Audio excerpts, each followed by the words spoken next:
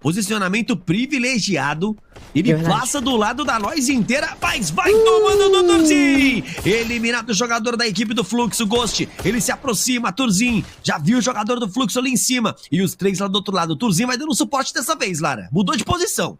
Conseguiu, deu muito certo. Inclusive, longa distância que foi extremamente eficaz com a galera da Noise. E Fluxo que perde agora mais um de seus jogadores. Ghost voltou de logo na sequência, mas JV, Mito e Terror tenta encorar essa sequência de trocação contra a galera da Noise.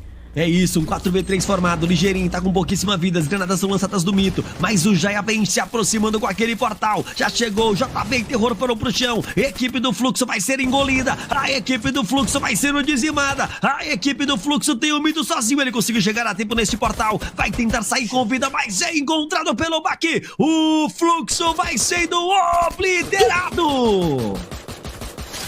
E o One voltou simplesmente sem dar batida.